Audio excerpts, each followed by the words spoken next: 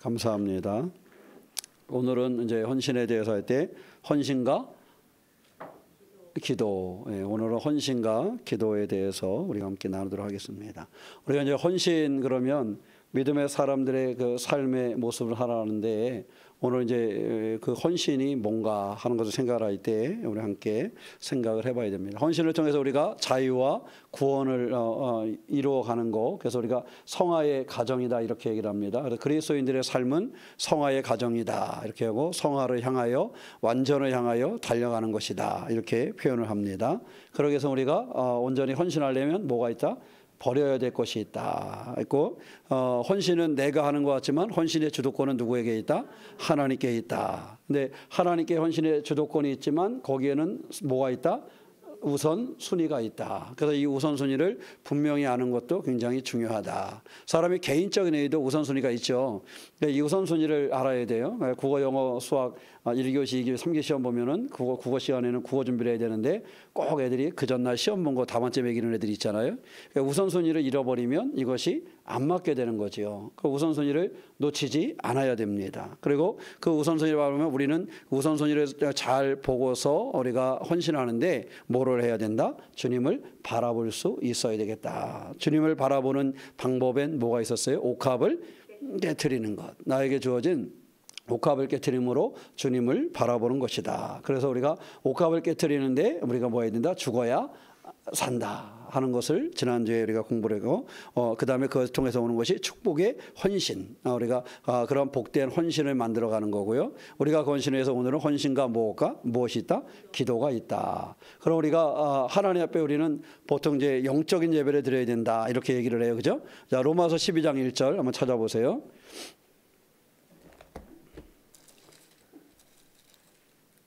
로마서 12장 1절 함께 보겠습니다. 그러므로 형제들아 내가 하나님의 모든 자비하심으로 너희를 권하노니 너희 몸을 하나님이 기뻐하시는 거룩한 산 제물로 드리라. 이는 너희가 드릴 영적 예배니라. 아멘. 자, 하나님 앞에 무슨 예배 드리라 그랬어요? 영적 예배. 자, 영적인 예배가 뭐지요? 영적인 예배가? 이렇게 물어보면 곤란하죠. 영적인 예배가 뭐죠?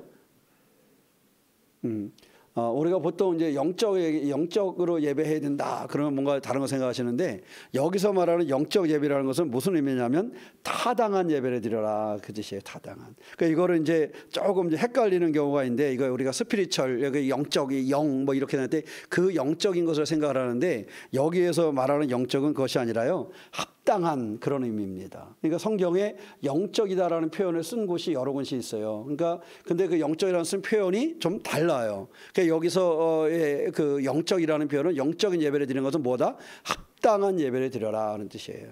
우리가 보통 영적인 예배를 드린다 그러면 우리가 영적으로 그래서 하나님과 내가 뭐 하는 거예요?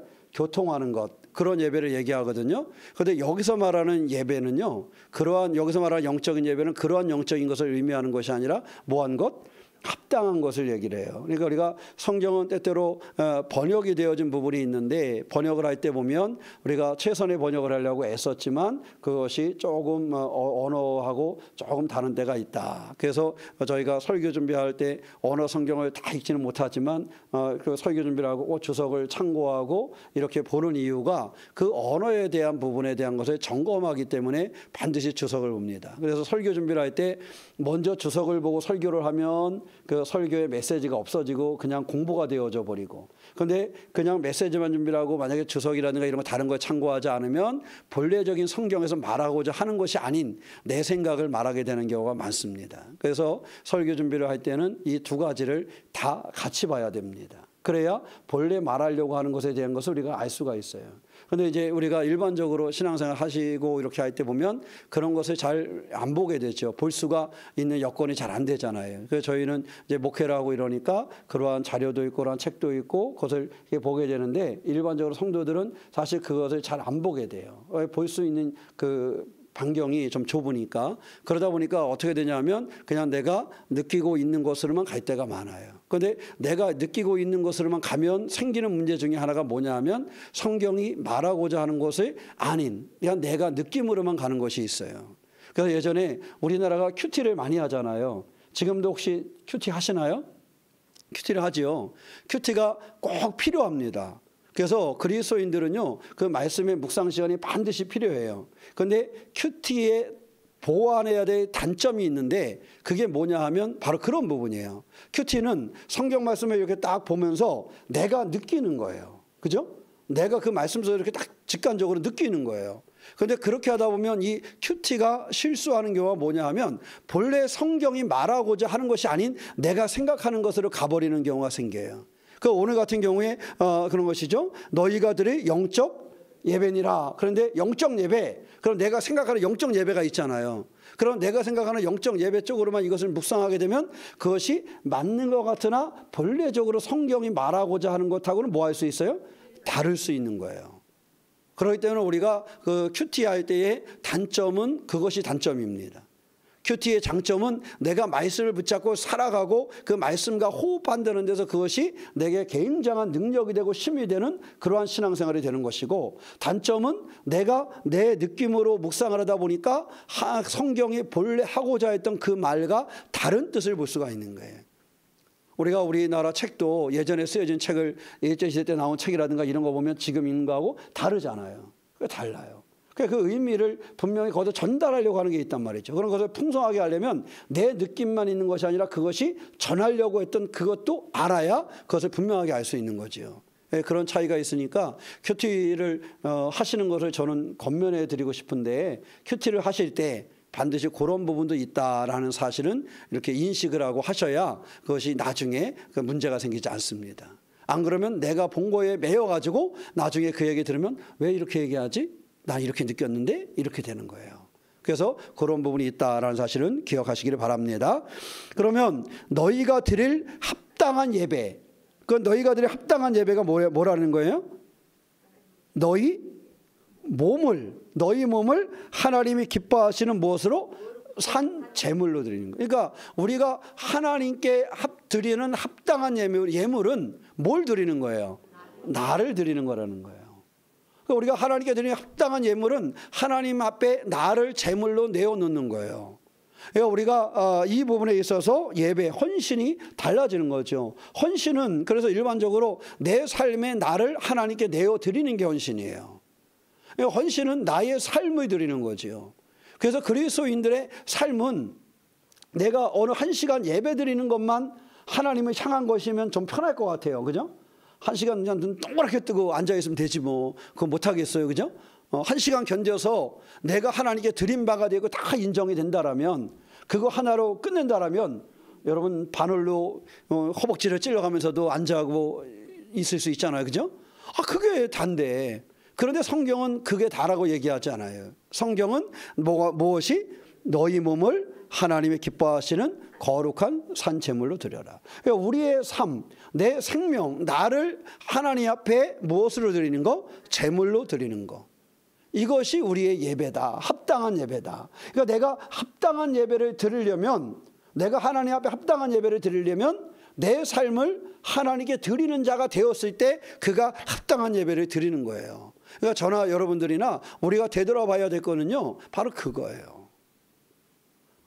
합당한 예배를 드릴 수 있는 자.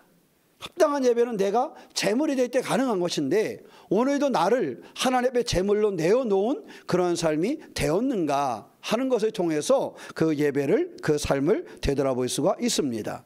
바라기는 그런 삶을 만들어갈 수 있는 우리가 되시기를 주님의 이름으로 축원합니다. 그러면 나를 산제물로 드리려면 나를 헌신하는 거지요. 하나님이 기뻐함으로 나를 드려야 된다는 것이지요.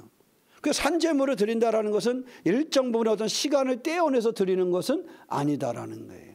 내 삶의 전체가 하나님 앞에 제물된 그러한 삶이 될 수 있어야 한다 하는 것을 가르쳐주고 있습니다. 자, 요한일서 3장 22절 한번 찾아보세요.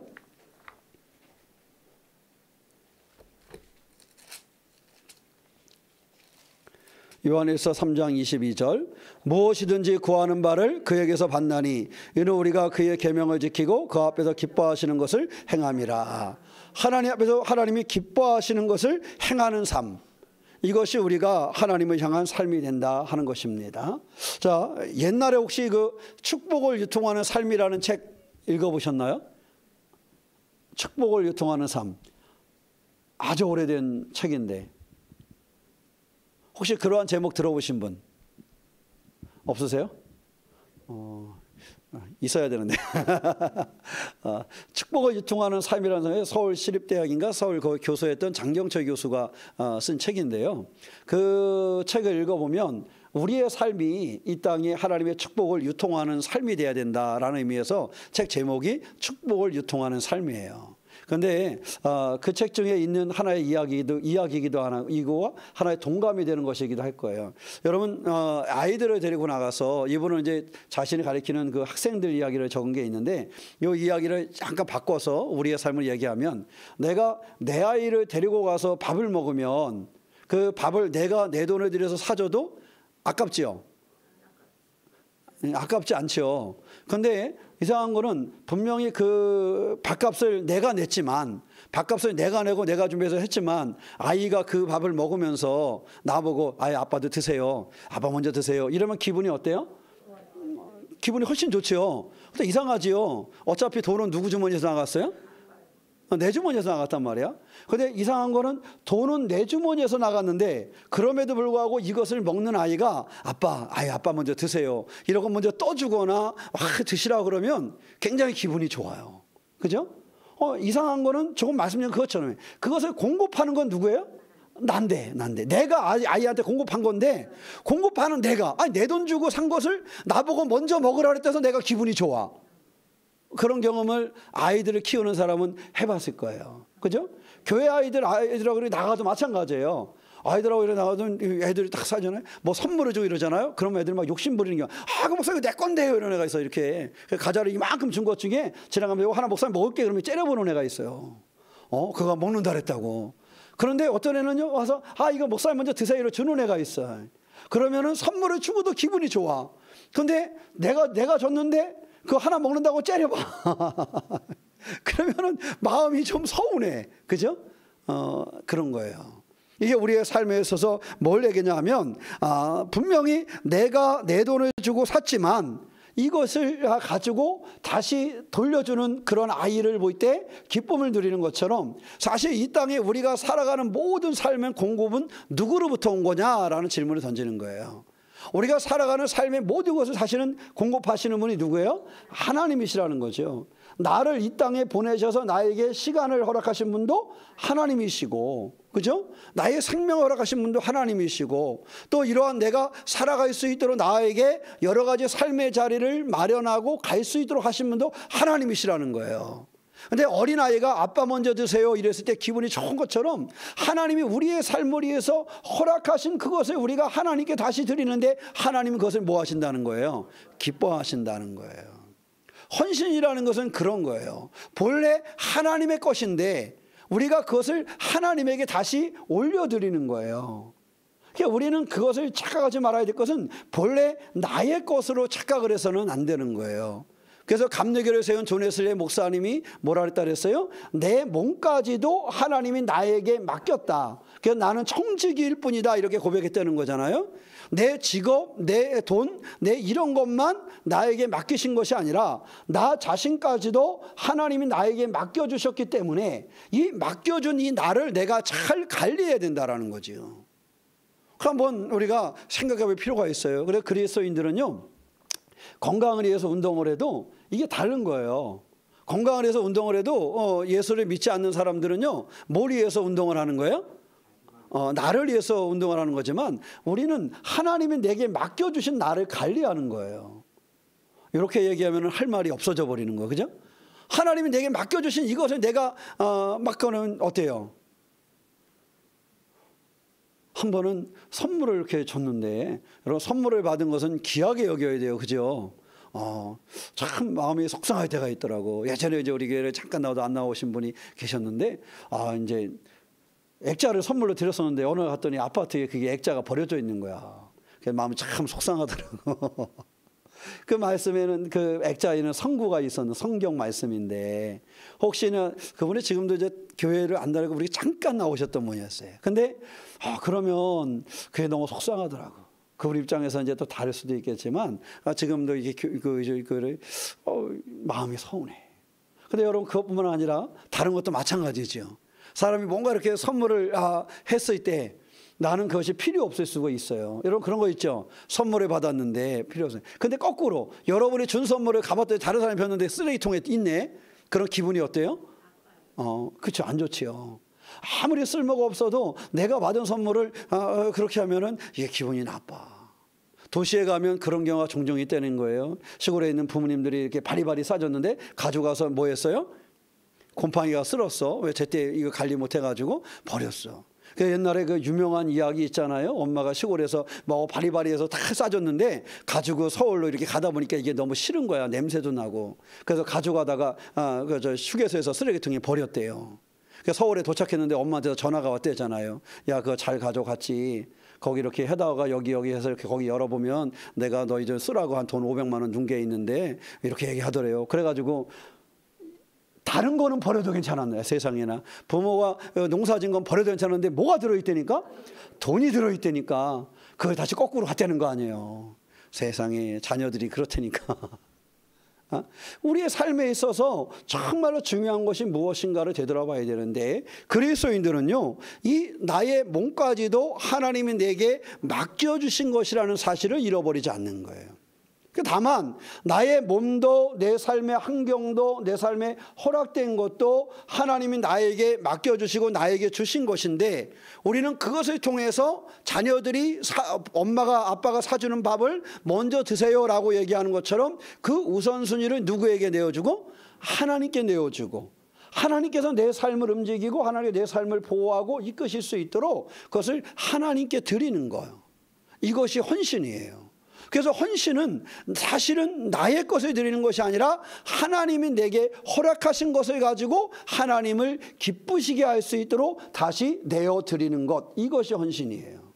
그러니까 우리가 결코 거기서 착각을 하거나 내가 주도권을 가질 수 없는 이유가 거기에 있는 거예요. 이 모든 것이 하나님의 은혜라고 우리가 찬양하는 것처럼 이 모든 것이 하나님께로부터 우리에게 온 것이기 때문에 그렇습니다. 그래서 하나님이 주신 힘과 하나님이 주신 능력으로 우리가 세상을 살아가는 거고요. 여기서 그렇기 때문에 우리는 뭐하는? 자원하는 마음으로 이 헌신하는 그러한 삶을 열어갈 수 있어야 되겠다. 아이가 초코파이 하나를 먹어도 밥을 한 끼 먹어도 감사할 수 있는 것처럼 자원하는 마음으로 하나님을 향할 수 있는 그러한 믿음, 그러한 삶이 우리에게 있으시기를 주님의 이름으로 축원합니다. 자, 나의 몸을 거룩한 산제물로 드리는 것, 곧 합당한 예배를 드리는 것이다. 이렇게 얘기를 했는데 성경에 보면은 최초의 하나님 앞에 제사를 드린 사람들 가인과 아벨의 이야기가 나오잖아요. 우리가 가인과 아벨의 이야기에서도 분명히 알아야 될 것은요, 두 사람 다 하나님 앞에 제대로 예물을 드렸지만 우리가 알듯이 어떻게 됐어요? 가인의 것은 받지 않으시고 아벨의 것은 받으셨다. 하나님께서 아벨의 것을 받으시고 흠양하셨다. 이렇게 표현을 합니다. 자, 우리가 창세기 4장 한번 찾아보겠습니다. 창세기 4장 4절로 5절.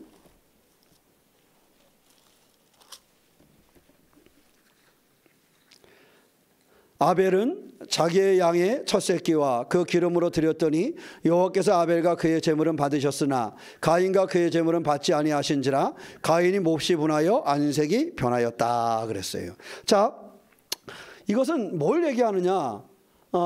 아벨의 제사를 받았다는 것은 아벨의 제사가 하나님 앞에 합당하게 여기는 바가 되었다라는 거예요. 그러니까 아벨이 하나님께 예물을 드릴 때 그의 삶의 중심이 하나님께 있었다라는 사실을 알 수가 있는 겁니다. 그런데 우리가 오늘 가만히 들여다보니까 가인은 뭐했다 그랬어요? 그의 그 제물에 받지 아니하니까 가인이 뭐 했어요?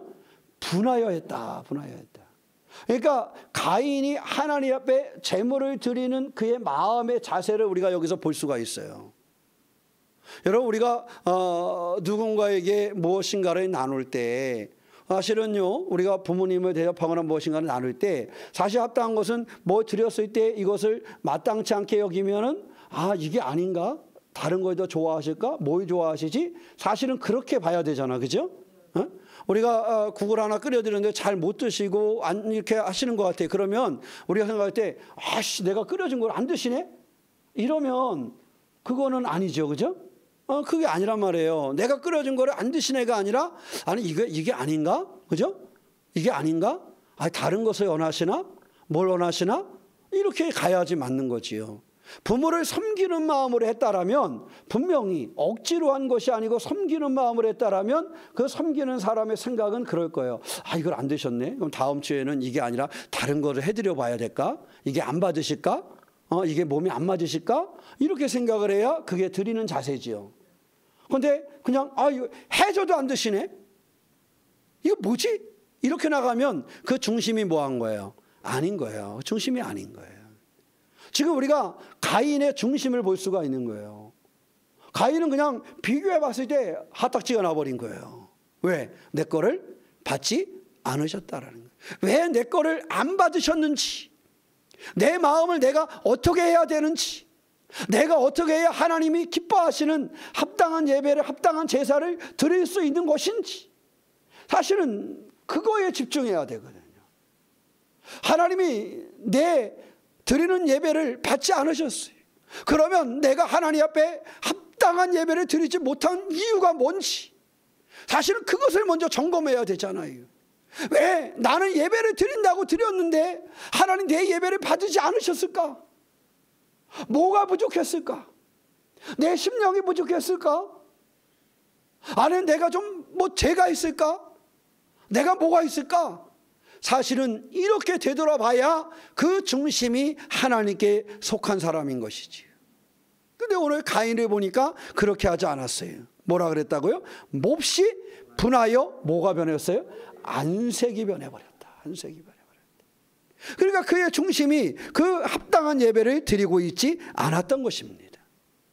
그러나 아벨은요, 그가 드리는 예배를 하나님이 합당하게 받으셨다라는 것은 그의 삶의 중심이 흐트러짐이 없었다라는 거예요. 흐트러짐이 없었다. 자, 가인과 아벨의 제사는 많은 우리 가운데 예배하는 우리의 자세를 되돌아보게 합니다. 하나님을 찬양하는 우리의 자세를 되돌아보게 합니다. 여러분, 이것은 밖에 있는 것이 아니에요. 내 안에 있는 것이에요. 하나님 앞에 합당한 예배를 드리는 것은요, 밖에 있는 것이 아니라 안에 있는 것이에요. 이거는 목사나 장로나 권사나 집사나의 차이가 아닙니다. 사실 하나님 앞에서 모든 성도는 그냥 성도인 거예요. 성도인 거예요. 하나님 나라에 가면 하나님 나라에서 군대처럼 줄을 쫙 세워가지고 이호곤 목사 뒤에 장로 세우고 이게 아니에요. 이게 아니에요. 우리 모두가 하나님의 백성인 거예요. 우리는 이 땅에 사는 그 착각을 하면 안 돼요. 하나님의 나라를 이 세상의 모습과 똑같이 표현을 하거나 똑같이 알아서는 안 돼요. 다릅니다. 이 땅에서 한 것처럼 우리가 만약에 하나님 나라에 가서도 줄 서듯이 군대처럼 짝짝 세워가지고, 그게 아니에요. 그게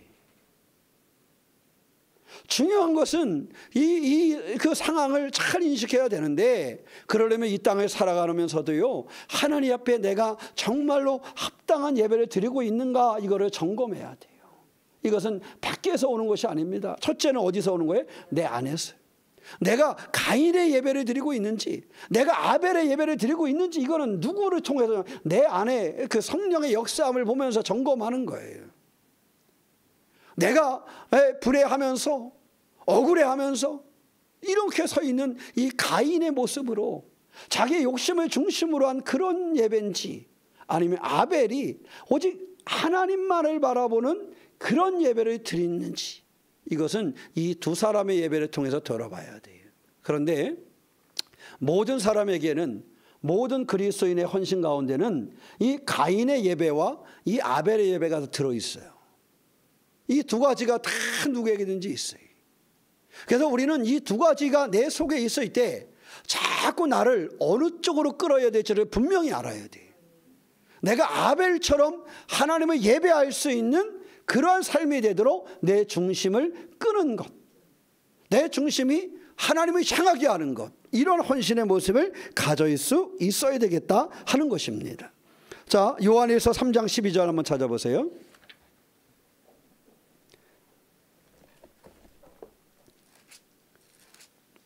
왜 가인의 제사가 받아들이지 않았는가? 요한일서 3장 12절, 가인같이 하지 말라. 그는 악한 자에게 속하여 그 아우를 죽였으니 어떤 이유로 죽였느냐? 자기의 행위는 악하고 그의 아우의 행위는 의로움이라. 가인같이 뭐 하라고요? 가인같이 하지 말라. 가인같이. 가인같이 그렇게 예배하지 말라는 거예요. 가인같이 그렇게 악한 마음으로 하지 말라는 거예요. 가인같이 그렇게 분한 마음으로 하지 말라는 거예요. 이것은 우리 개개인이 누구처럼 살아야 되는가, 누구처럼 제사해야 되는가, 누구처럼 예배해야 되는가, 이것을 분명히 가르쳐주고 있는 겁니다. 가인은요, 제사를 드리고도 아벨하고 비교하잖아요. 그리고 자기가 낫게 드렸다고 판단을 해요. 제사는요, 받으시는 분이 결정을 하는 거예요. 그렇지 않아요? 예배는요, 받으시는 분이 아는 거예요. 저희가 합당한 예배를 드리고 있는지. 드린 사람이 내가 저희보다, 내가 아벨보다 낫다라고 말할 수 없는 거예요. 근데 이 땅에 살아가는 많은 그리스도인들은 착각을 해요. 때에 따라. 저 사람이 나보다 나은 예배를 드리고 있다고 생각하고, 어떤 경우에 내가 저 사람보다 나은 예배를 드리고 있다고 생각해요. 이것은 예배를 드리는 사람이 비교할 수 있는 것이 아닙니다. 이것은 누가 볼 수 있는 거예요? 예배를 받으시는 분이 느끼는 거예요. 예배를 받으시는 하나님 앞에 우리가 가인처럼 하지 말라. 악한 자에게 속하였다. 그런 삶이 아니라는 거예요. 그런 예배가 아니라는 거예요. 하나님 앞에 하는 헌신은 그것이 아니라는 것을 가르쳐주고 있습니다. 그러므로 우리가 이와 같은 것을 기억할 때 왜 가인처럼 하지 말라 그랬냐? 그는 악한 자에게 속하였다. 그의 삶이 달랐다라는 것입니다. 산제사로 그를 하나님 앞에 드렸어야 되는데 그는 산제사로 그를 하나님 앞에 드리지 못하였다라는 거예요. 그러므로 우리가 하나님을 예배할 때 내가 산제사로 내 삶을, 내 생명을 하나님 앞에 예배하는 자로 드리고 있는가, 이것을 점검해야 됩니다. 이것을 점검할 때 우리가 온전한 헌신의 삶을 만들어갈 수가 있다라는 것을 기억하시기를 축원합니다. 자, 우리 시편 66편 18절 한번 찾아보세요.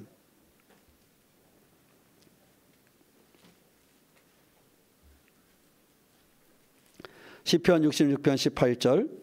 내가 나의 마음에 죄악을 품었더라면 주께서 듣지 아니하시리라. 아까 그가 악에 속하였다 그랬죠, 그죠? 그리고 지금 뭐라 그랬어요? 죄악을 품었다라면 주께서 뭐 하지 않는다? 듣지 아니하신다. 그래서 우리가 반드시 죄에 대해서 알아야 될 것 중에 하나는 주님께서 나의 죄를 용서하신다라는 용서받음이 필요하고요. 우리가 용서받은 사람들이 반복적으로 그 죄로 다시 나아가지 않는 것이 필요해요. 그래서 우리가 죄를 품었더라면, 죄악을 품었더라면 하나님께서 듣지 아니하신다라는 속에서 우리가 어떻게 하면 이 죄를 용서하신 주님의 은혜 가운데 거하는가, 이것을 되돌아봐야 돼요. 사람은 다들 자기 삶을 되돌아보면 죄 아닌 것이 없잖아요. 그런데 이 죄가 주님의 은혜 가운데 들어갈 때 달라진다라는 거예요. 그래서 우리는 늘 주님의 은혜 속에 머무는 것을 우리가 되돌아봐야 돼요. 주님의 은혜 가운데 우리가 머물러 있고 주님의 은혜로 우리가 축복된 그러한 삶이 되고 악을 떠나고 하나님의 기뻐하시는 모습을 이루어 가는 것이지요. 요한일서 3장 22절에 보면 무엇이든지 구하는 바를 그에게서 받나니 이는 우리가 그의 계명을 지키고 그의 앞에서 기뻐하시는 것을 행함이라 그랬어요. 그러니까 우리가 주님이 기뻐하시는 것을 쫓는 그러한 삶이 필요하다. 그래서 우리가 가끔 예를 말씀드릴 그런 얘기 말씀드렸잖아요. 사람이 서 있을 때 태양을 바라보고 가면 그림자가 보이지 않지만 뒤돌아서면 늘 그림자가 보인다는 거예요. 사람이 이 땅에 살아가는 동안에는요, 죄가 우리 가운데 늘 쫓아와요. 그런데 중요한 것은 내가 죄를 쫓아가느냐, 죄가 내 뒤에서 나를 따라오게 하느냐 하는 것이 다르다라는 거예요. 우리가 주님의 은혜를 향할 때, 태양을 향하여 갈 때는 그림자가 보이지 않아요. 그림자가 항상 내 뒤에 있으니까. 그러니까 우리가 하나님을 향하여 하나님의 은혜 중에 머물면 우리 가운데 죄가 보이지 않아요. 죄가 내 뒤에 따라오고 있으니까. 그렇지만 나를 앞서거나 나를 점령하지 못해요. 그런데 내가 하나님을 향하지 않을 때 내가 뒤를 돌아서는 순간에 그 그림자가 보이게 되지요. 그때부터 그 그림자 속에 근심과 걱정과 두려움과 이런 문제들이 나를 엄습해 오는 거예요. 그래서 우리 그리스도인들은 하나님을 향한 그러한 믿음, 하나님을 향한 그러한 삶의 길을 여는 것이 중요합니다. 깜빡 한순간에 뒤돌아서면 나의 그림자가 보여요. 이 그림자를 쫓는 삶을 살게 되면 그것이 두려움이 되고 이태롭고 무너질 것 같고 흔들리고 그런 삶이 되는 것입니다. 바로 이러한 삶의 여정 속에서 그림자가 아니라 하나님을 바라보는 그러한 삶을 열어가시기를 축원합니다. 우리의 삶을 그렇게 열 때에 우리의 헌신이 우리의 삶 자체로 이루어지는 것이고, 그것이 산제사로 하나님께 드려지는 삶이 되는 것입니다. 이러한 삶, 이러한 기도의 삶, 이러한 헌신의 삶, 내 삶을 하나님께 의탁하는 삶, 이것이 하나님이 받으실 만한 그러한 신앙의 삶이다 하는 것입니다. 시브리서 12장 4절 한번 찾아보세요.